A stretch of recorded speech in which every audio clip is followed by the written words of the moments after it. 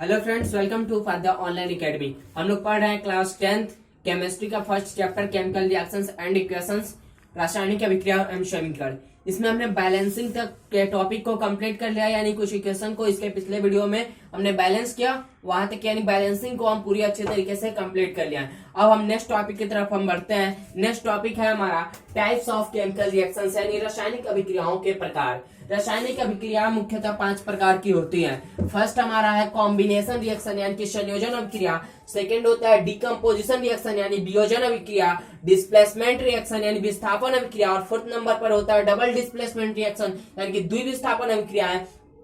और oxidation and reduction reaction यानी उपचयन एवं अपचयन अभिक्रियाएं। इसको एक एक करके हम पढ़ेंगे। अगर हम बात कर रहे हैं कॉम्बिनेशन रिएक्शन की, तो कॉम्बिनेशन रिएक्शन क्या होता है? Those reaction in which 2 or more substance combine to form a single substance are called combination reaction। यानी कि वे अभिक्रियाएं जिनमें 2 या 2 से अधिक पदार्थ मिलकर के एक पदार्थ बनाते हैं, संयोजन अभिक्रिया कहलाती है। ऐसी अभिक्रिया जिसमें 2 या 2 से अधिक पदार्थ मिलकर के एक एकल पदार्थ बनाते हैं, उसे हम कॉम्बिनेशन रिएक्शन कहते हैं।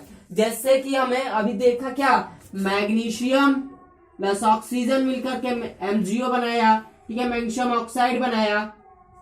फिर से यहाँ पे H2 यानी हाइड्रोजन गैस ऑक्सीजन गैस मिलकर के क्या बनाया, H2O बनाया।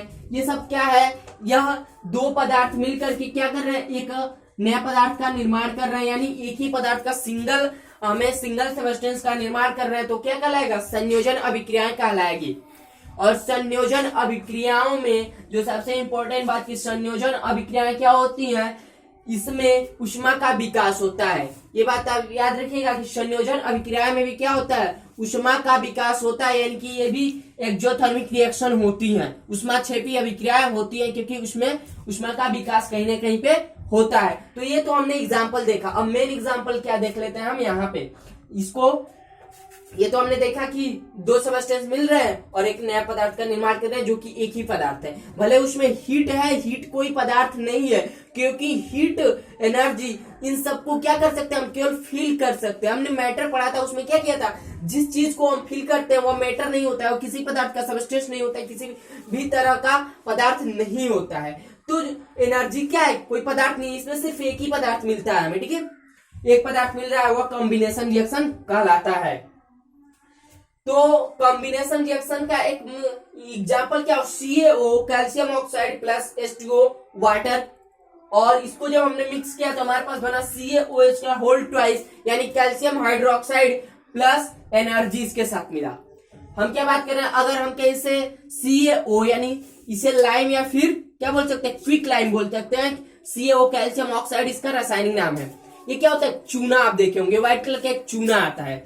जब हम चूने को वाटर यानी पानी में मिक्स कर देते हैं, ठीक है, जब चूने को हम पानी में मिक्स करते हैं तो हमारे पास उसका घोल बन करके तैयार होता है, जो कि क्या होता है? CaOH का होल ट्वाइस यानी कैल्शियम हाइड्रोक्साइड होता है, सेलेक्ट लाइम होता है, ठीक है, चूने का पानी होता है CaOH का होल ट्वाइस। तो जब हम ये एक्टिविटी कर रहे हैं, हमने क्या किया? चूने को पानी में मिक्स किया। जिस भी बर्तन में हम मिक्स करते हैं, अब उसकी तली को जरा हम टच करते हैं आसानी से।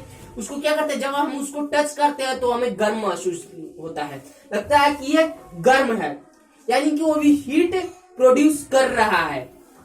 उसमें क्या हो रहा है? हीट प्रोड्यूस हो रहा है, यानी कि एनर्जी उसमें मिल रही है, हमें उसमें ऊर्जा मिल रही है। तो यहाँ पे ये भी एक्सोथर्मिक हो गया। अब उस चूने को हम क्या करते हैं? कहीं दीवारों पर लगाते हैं, घरों में क्या करते हैं? घरों के दीवारों पे उस चूने को लगाते हैं। जब हम उस चूने को कहीं पे लगा रहे हैं तो वहां पे क्या होता है? कार्बन डाइऑक्साइड की मात्रा होती है। कैसे? हम किसी रूम में रह रहे हैं तो वहां पे ये नेसेसरी है, जरूरी है कि वहां पे कार्बन डाइऑक्साइड होगा, ठीक है, और वो कार्बन डाइऑक्साइड कहाँ पे चला जाता है? दीवारों पे जाकर के चिपक जाता है। वो कार्बन डाइऑक्साइड क्या होता है? गैस तो होता है, लेकिन वो दीवारों से जाकर के क्या होता है? टकराता है। वो गैस दीवारों से जाकर के टकराया, कार्बन डाइऑक्साइड। अब दीवारों पर हमने क्या लगाया है? दीवारों पे हमने लगाया है चूना, CaOH का होल ट्वाइस यानी कि चूने का पानी लगाया है, कैल्शियम हाइड्रोक्साइड मिलाया, और कैल्शियम हाइड्रोक्साइड किसके साथ रिएक्ट किया? कार्बन डाइऑक्साइड के साथ, गैस के साथ रिएक्ट किया। अब ये क्या बनाएगा? CaCO3, यानी कैल्शियम कार्बोनेट बनाता है और साथ ही साथ वाटर बनाता है। अब देखिए क्या होता है, हमने चूने को क्या किया, चूने को पानी में मिक्स किया, ठीक है, उससे हमारा बना CaOH का होल ट्वाइस यानी कैल्शियम हाइड्रोक्साइड बना, स्लैग लाइम बना, उसके साथ साथ एनर्जी प्रोड्यूस हुआ। अब उस क्या करते हैं, उस चूने को पानी को हम क्या करते हैं, कहीं पे दीवारों पे लगाते हैं, और दीवारों पे क्या होता है, दीवारों पे तो कार्बन डाइऑक्साइड होगा, और कार्बन डाइऑक्साइड के बाद चूने का पानी क्या किया, रिएक्ट कर लिया। अब उससे क्या बनता है, कैल्शियम कार्बोनेट बनता है CaCO3, और उसके साथ साथ वाटर जो बनता है, वाटर उस दीवार को अवशोषित कर लेता है, यानी अपने अंदर खींच लेता है। जब नई दीवारें बनी होती है तो क्या करते हैं, हम उसको पानी देते हैं, उसे पानी की जरूरत होती है, तो वही काम यहाँ पे भी होता है, वह दीवार क्या करता है, उन सभी पानी को ऑब्जर्व कर लेता है। अब बचा क्या, CaCO3, और इसी के कारण दीवारें कुछ समय बाद जब पानी वहां से क्या होती है, उसका अवशोषण हो जाता है, तो दीवारें चमकती हैं।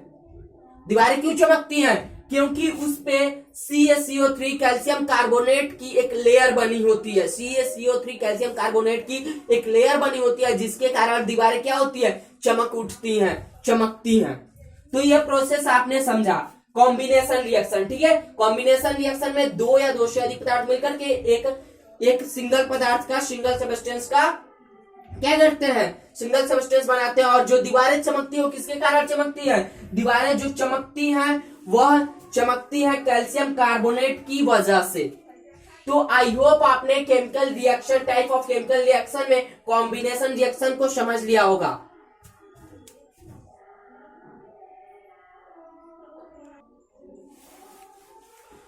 हमने फर्स्ट रिएक्शन, केमिकल रिएक्शन देख लिया, फर्स्ट हमारा क्या था, कॉम्बिनेशन रिएक्शन, ठीक है। और सेकेंड हम बात कर रहे हैं, अब सेकेंड पे क्या है, डीकंपोजिशन रिएक्शन, यानी कि वियोजन अभिक्रियाएं। डीकंपोजिशन रिएक्शन क्या होता है, those reaction in which a compound splits up into two और more simpler substance are known as decomposition reaction. यानी कि ऐसी अभिक्रियाएं जिनमें एक यौगिक दो या दो से अधिक सरल पदार्थों में विभाजित होता है उन्हें वियोजन अभिक्रिया कहते हैं।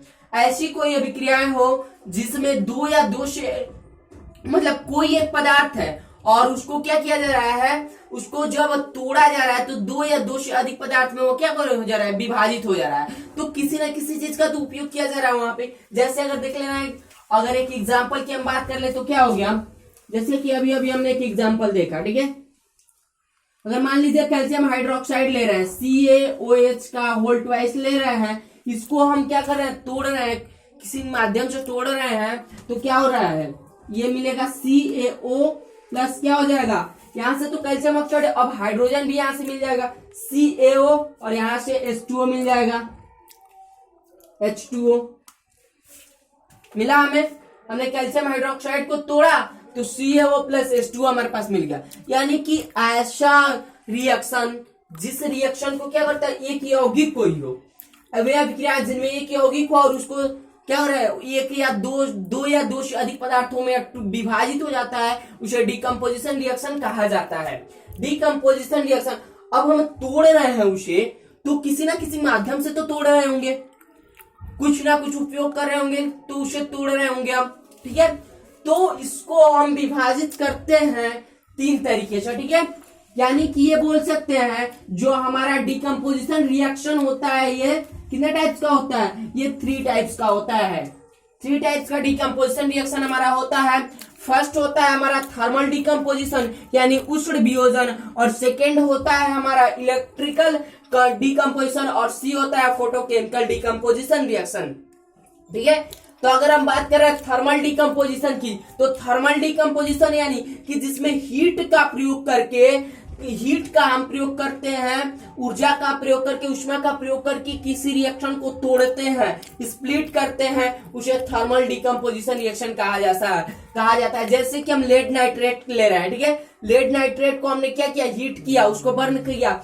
लेड नाइट्रेट का फॉर्मूला क्या होता है, केमिकल फॉर्मूला PbNO3 का होल ट्वाइस, ये सॉलिड होता है, इसको हमने तोड़ा तो PbO lead oxide plus NO2 nitrogen dioxide plus O2 oxygen, ये हमें मिला। यानी कि थर्मल डीकंपोजिशन में हमने क्या लिया, लेड नाइट्रेट लिया, उसको हमने हीट किया, तो ये इतने सिंपलर फॉर्म में, अनेक फॉर्म में ये क्या हुए, सिंपलर सबस्टेंस बन करके तैयार हुए। एक हमारे पास एक ही सबस्टेंस है और इससे कई प्रकार के हमारे पास सबस्टेंस मिलकर के तैयार हो गए सिंपलर सबस्टेंस। ये हमें एग्जाम्पल के थ्रू देख लिया। अब क्या होता है, एक होता है बी, क्या होता है, इलेक्ट्रिकल डिकम्पोजिशन, विद्युत अपघटन अभिक्रियाएं। इलेक्ट्रिकल डिकम्पोजिशन क्या होता है, यानी कि जिसमें इलेक्ट्रिक का प्रयोग करके, ठीक है, इलेक्ट्रिसिटी का प्रयोग करके उस रिएक्शन को हम तोड़ते हैं, उसे क्या कहते हैं, इलेक्ट्रिकल डिकम्पोजिशन।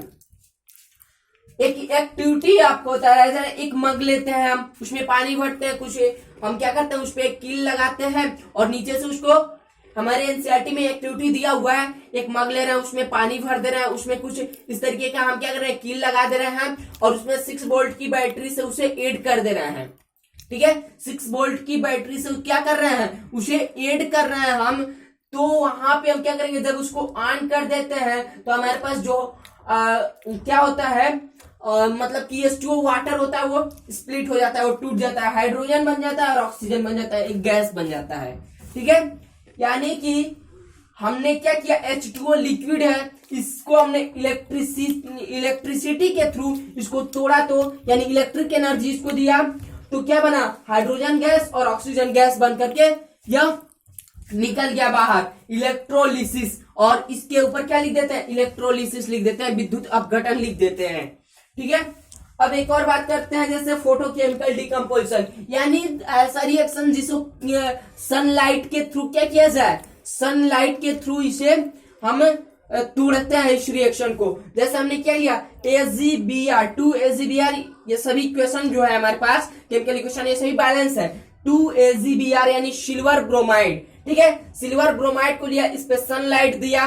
ठीक है, सनलाइट हमने जैसे दिया तो एक किस में टूट गया, सिल्वर और ब्रोमीन में, ये टूट गया, सिल्वर सॉलिड और ब्रोमीन क्या है, एक गैस है, इस तरीके से ये टूट गया। यानी डिकम्पोजिशन रिएक्शन हमने देख लिया, थर्मल डिकम्पोजिशन भी देख लिया, इलेक्ट्रिकल डिकम्पोजिशन भी देख लिया। इलेक्ट्रिकल डिकम्पोजिशन में इलेक्ट्रिसिटी के थ्रू किसी भी चीज को तोड़ा जाता है, और फोटोकेमिकल डिकम्पोजिशन भी हमने देख लिया।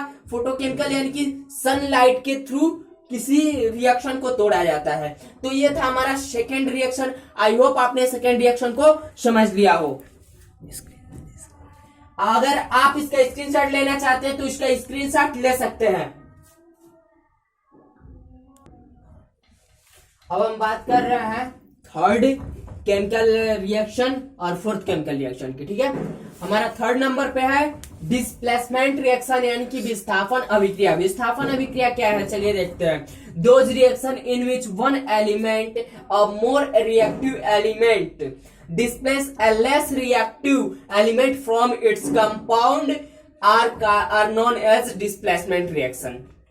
यानी कि इन अभिक्रियाओं में क्या होता है, इन अभिक्रियाओं में जो एक तत्व अधिक अभिक्रियाशील होता है, तत्व अपने यौगिक से कम अभिक्रियाशील तत्व के साथ विस्थापित करता है, उसे हम क्या कहते हैं, उसे विस्थापन अभिक्रिया कहते हैं। यानी कि क्या होता है, एक अधिक अभिक्रियाशील तत्व, ठीक है, एक अधिक अभिक्रियाशील तत्व, एक रिएक्टिविटी सीरीज होती है। ठीक है, रिएक्टिविटी या फिर एक्टिविटी सीरीज जो कि हमारे थर्ड चैप्टर में दिया है, मेटल एंड नॉन मेटल में, उसके कुछ रिएक्टिविटी सीरीज दिए हैं, हम वहां पे बात करेंगे उसके रिएक्टिविटी सीरीज या फिर एक्टिविटी सीरीज भी उसे बोलते हैं, अभिक्रियाशील श्रेणी।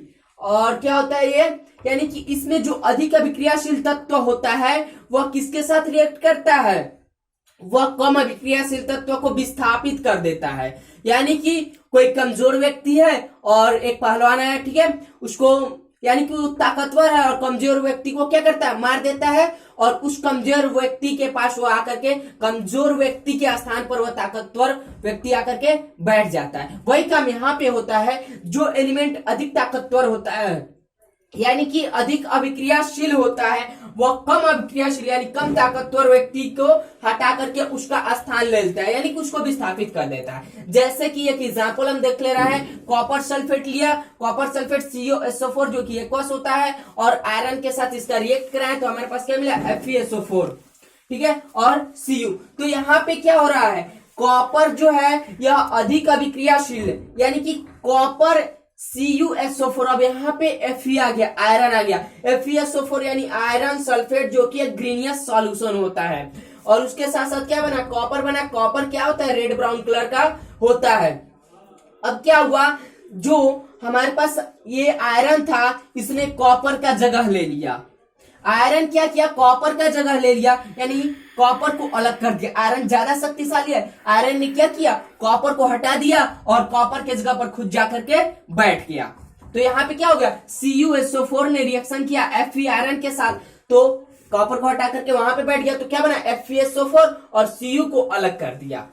तो ऐसे बना। तो इसे कहते हैं डिस्प्लेसमेंट रिएक्शन, यानी कि एक अधिक अभिक्रियाशील तत्व, ठीक है, एक कम अभिक्रियाशील तत्व को क्या कर देता है, विस्थापित कर देता है। उसे हम क्या कहते हैं, उसे हम विस्थापन अभिक्रिया कहते हैं, डिस्प्लेसमेंट रिएक्शन कहते हैं। अब एक आता है 4th नंबर पे हमारा क्या आता है, डबल डिस्प्लेसमेंट रिएक्शन, यानी द्विविस्थापन अभिक्रिया। देखिए द्विविस्थापन अभिक्रिया क्या होता है, those reaction in which two compound react by an exchange of ions to form two new compound are called double displacement reaction। यानी कि वे अभिक्रियाएं जिनमें दो नए यौगिक बनाने के लिए आयनों के आदान प्रदान द्वारा दो यौगिक अभिक्रिया करते हैं, उन्हें क्या करता है, द्विविस्थापन अभिक्रिया कहलाती है। यानी इस अभिक्रिया में क्या होता है, दो नए यौगिक बनाने के लिए क्या किया जाता है, आयनों का आदान प्रदान किया जाता है। हमने आयंस पढ़ा है, जो आयन क्या होता है, चार्ज होता है उसका आयंस, ठीक है, उसी को क्या करता है, उसी का आदान प्रदान होता है। दो नए अभिक्रिया बनाने के लिए क्या होता है, आयनों का आदान प्रदान होता है, उससे क्या होता है, दो नए कंपाउंड, दो नए यौगिक बन जाते हैं उससे, ठीक है, दो यौगिक बनते हैं। अब देखिए जैसे एक एग्जांपल देख ले रहे हैं, BaCl2 यानी कि बेरियम क्लोराइड ने किसके साथ रिएक्ट किया, Na2SO4 सोडियम सल्फेट। अब इसमें आयनों का जब एक्सचेंज हुआ तो जो ये था Bn, ठीक है, Bn ने किसके साथ, यहाँ पे क्लोरीन और यहाँ पे बेरियम, यहाँ पे क्या हुआ, BaSO4 के साथ रिएक्ट किया, BaSO4 के साथ रिएक्ट किया, यानी इसमें आयनों का आदान प्रदान हो गया। और यहाँ पे भी आयनों का आदान प्रदान हो रहा है, क्लोरीन पे माइनस है तो सोडियम पे प्लस, ठीक है, तो यहाँ पे भी आयनों प्रदान, ये प्लस माइनस यहाँ पे इकट्ठा हो गया, ये प्लस माइनस एक जगह जाकर के मिल गए, यानी यहाँ पे आयनों का आदान प्रदान हो रहा है। Ba ने SO4 के साथ रिएक्ट किया तो बेरियम सल्फेट बना, जो कि एक सॉलिड है। और फिर क्या किया, क्लोरीन ने सल्फर डाइऑक्साइड के साथ, यानी सल्फर यहाँ पे क्या किया, SO4 के साथ रिएक्ट किया तो उसके साथ क्या बना, सोडियम, यानी कि यहाँ पे क्या बना, NaCl2 NaCl जब रिएक्ट किया उसने तो आयनों का आदान प्रदान किया तो वहां पे बना सोडियम क्लोराइड बन गया। तो यहाँ पे भी आयनों का क्या हो रहा है, आदान प्रदान हो रहा है। BaSO4 के साथ रिएक्ट किया, फिर से Cl2 Na2 के साथ रिएक्ट किया, यहाँ पे प्लस माइनस का यानी केटायन एनायन का आदान प्रदान हो रहा है, जिसके कारण क्या हो रहा है, एक नया अभिक्रिया बन रही है। प्लस वाला माइनस के साथ रिएक्ट कर लिया और माइनस वाला प्लस के साथ रिएक्ट किया, यानी कि केटायन एनायन के साथ रिएक्ट किया और एनायन केटायन के साथ रिएक्ट किया। तो ये था हमारा 4th number double displacement reaction. I hope आपको displacement reaction and double displacement reaction समझ में आ गए हो। अगर आप इसका स्क्रीनशॉट लेना चाहते हैं तो ले सकते हैं।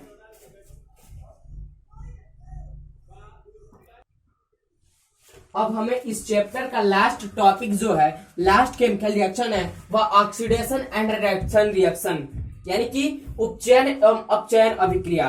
तो ऑक्सीडेशन यानी उपचयन क्या होता है, जिसमें हाइड्रोजन का एडिशन होता है और रिमूव किसका होता है, ऑक्सीजन का एडिशन होता है और हाइड्रोजन का रिमूव होता है। यानी ऐसी अभिक्रिया जिनमें ऑक्सीजन क्या होता है, एड होता है और हाइड्रोजन रिमूव होता है, यानी कि हाइड्रोजन का ह्रास होता है और ऑक्सीजन एड होता है, उसमें मिलता है, तो उसे कहते हैं ऑक्सीडेशन रिएक्शन यानी उपचयन अभिक्रिया। जैसे यहाँ पे देखिए Na यानी 4Na प्लस O2, सोडियम और ऑक्सीजन दोनों मिलकर के क्या बना है, ऑक्सीजन इसमें एड हो रहा है। यहाँ पे क्या हो रहा है, ऑक्सीजन एड हो रहा है और यहाँ पे क्या हो रहा है, 2H2S, ठीक है, 2H2S क्या हो रहा है, यहाँ पे H2S यहाँ पे और यहाँ पे क्या O2 के साथ रिएक्ट किया तो 2H2O प्लस 2S बना, यानी कि यहाँ पे H2S से हाइड्रोजन का रिमूव हो रहा है, हाइड्रोजन यहाँ से क्या हो रहा है, रिमूव हो रहा है। 2H2 यहाँ पे अगर S हमारा बाहर निकल गया, यानी कि यहाँ से इसमें से क्या हो रहा है, हाइड्रोजन रिमूव हो रहा है, तो इसमें क्या हो रहा है, एडिशन ऑफ ऑक्सीजन, और इसमें क्या हो रहा है, रिमूवल ऑफ हाइड्रोजन। इसमें एडिशन ऑफ ऑक्सीजन, इसमें रिमूवल ऑफ हाइड्रोजन, यहां से और हाइड्रोजन क्या हो रहा है, रिमूव हो रहा है। अब ऑक्सीडाइजिंग एजेंट किसे कहा जाता है, ऐसा एलिमेंट या फिर कंपाउंड एलिमेंट क्या जो कि मतलब कि ऑक्सीजन को जोड़ने का मदद करता है, उसे ऑक्सीडाइजिंग एजेंट कहते हैं। या फिर ऐसा एलिमेंट जो कि हाइड्रोजन को हटाने में मदद करता है, उसे ऑक्सीडाइजिंग एजेंट कहते हैं। जैसे यहाँ पे सोडियम ने ऑक्सीजन के साथ मिला, तो यहाँ पे ये ऑक्सीडाइजिंग एजेंट हो गया सोडियम, या इसके साथ मिल गया। वैसे यहाँ पे हाइड्रोजन हट गया सल्फर के कारण, तो यहाँ पे क्या हो रहा है, यानी सल्फर यहाँ पे ऑक्सीजन के साथ मिल गया H2O, तो यहाँ पे ऑक्सीडाइजिंग एजेंट हो गया सल्फर, या सल्फर यानी कि ऑक्सीडाइजिंग एजेंट हो गया, जो कि उसको हटाने का काम करता है। यहाँ पे ऑक्सीजन ने इसको हटा दिया, और यहाँ पे क्या हो रहा है, इसने इसको साथ जोड़ दिया, तो ऑक्सीडाइजिंग एजेंट कर रहा है। यानी ऐसा जो कि ऑक्सीजन को ऐड करने में सहायक कर रहा है और हाइड्रोजन को हटाने में सहायक कर रहा है, उसे ऑक्सीडाइजिंग एजेंट कहा जाता है। अब बात करते हैं रिडक्शन की, यानी कि रिडक्शन और रिएक्शन क्या होता है, यानी कि अपचयन अभिक्रिया, जिसमें हाइड्रोजन का ऐड होता है, हाइड्रोजन ऐड होता है और ऑक्सीजन रिमूव होता है, हाइड्रोजन ऐड होता है, ऑक्सीजन रिमूव होता है। सेम इसका अपोजिट होता है। यहाँ पे जैसे एग्जांपल देख लेते हैं, H2 प्लस S H2S, यहाँ पे क्या हो रहा है, यहाँ पे इस इक्वेशन में देखिए क्या हो रहा है, यहाँ पे हाइड्रोजन ऐड हो रहा है, एडिशन ऑफ हाइड्रोजन यहाँ पे हो रहा है, और यहाँ पे क्या हो रहा है, ZNO plus C equal ZN plus CO। यहाँ पे क्या हो रहा है, ऑक्सीजन रिमूव हो रहा है। इस इक्वेशन से क्या हो रहा है, ऑक्सीजन रिमूव हो रहा है। तो ये addition of oxygen, removal of hydrogen, removal of addition of hydrogen और रिमूवल ऑफ ऑक्सीजन, यहाँ पे ऑक्सीजन रिमूव हो जा रहा है। यहाँ से इस जो ये कंपाउंड है, इससे क्या हो रहा है, इस कंपाउंड से ऑक्सीजन रिमूव हो रहा है। यहाँ पे क्या हो रहा था, इस कंपाउंड से हाइड्रोजन रिमूव हो रहा था। तो ये आपने देख लिया। और इसमें क्या हो जाएगा, रिडक्शन एजेंट क्या हो जाएगा, रिड्यूसिंग एजेंट क्या हो जाएगा, जो कि हाइड्रोजन को ऐड करने में मदद करे और ऑक्सीजन को हटाने में मदद करता है, वो क्या हो जाएगा, रिड्यूसिंग एजेंट हो जाएगा। जैसे कि यहाँ पे रिड्यूसिंग एजेंट ये हो गया, ठीक है। अब इन दोनों रिएक्शन को मिलाकर, ऑक्सीडेशन एंड रिडक्शन रिएक्शन को मिलाकर के हम क्या कहते हैं, रेडॉक्स रिएक्शन कहते हैं, और इसे हिंदी में रेडॉक्स अभिक्रियाएं ही कहते हैं। In oxidation and reduction reaction को हम क्या कहते हैं, रेडॉक्स रिएक्शन यानी रेडॉक्स अभिक्रिया कहते हैं। और जितनी भी रिएक्शन हम पढ़ते हैं, लगभग 90 या फिर 98% रिएक्शन क्या होती है, लगभग रिएक्शन रेडॉक्स रिएक्शन होती है, ठीक है। अब एक एग्जांपल देख लेते हैं। बहुत सारे ऐसे इक्वेशन मिलते हैं जिसमें रेडॉक्स रिएक्शन होता है, यानी रेडॉक्स रिएक्शन का भी एक एग्जांपल देख लेते हैं। यानी रेडॉक्स रिएक्शन का क्या मतलब, कि उसमें ऑक्सीडेशन भी होता है और रिडक्शन भी होता है, दोनों होता है। ये एग्जांपल आप देखिए, जैसे क्या हो रहा है, Cu प्लस H2 और Cu प्लस H2O। यहाँ पे ऑक्सीडेशन कैसे हो रहा है, यहाँ पे क्या हो रहा है, हाइड्रोजन इससे बाहर जा रहा है, इस इक्वेशन से हाइड्रोजन क्या हो रहा है, बाहर निकल रहा है। तो यहाँ पे क्या हुआ, जब हाइड्रोजन इससे जाकर के बाहर निकला तो क्या हो गया, यहाँ पे ऑक्सीडेशन हो रहा है।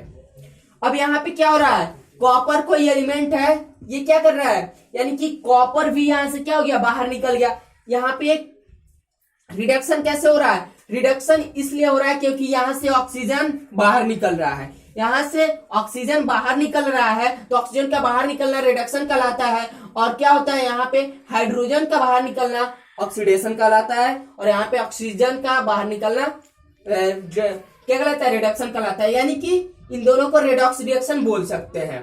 तो ये रेडॉक्स रिएक्शन हो गया। अब इसके कुछ इफेक्ट्स होते हैं, effects of oxidation and reduction reaction in everyday life, ठीक है। हमारे प्रत्येक जीवन में, हमारे रोजमर्रा की जिंदगी में क्या होते हैं, इसके कुछ इफेक्ट्स होते हैं, जो होता है एक्रोजन एंड डेंसिटी, संक्षारण एवं विकृत गतिता। इसके बारे में हम डिटेल 3rd चैप्टर में पढ़ेंगे, लेकिन फिलहाल हम इनके बारे में कुछ जान लेते हैं, ठीक है।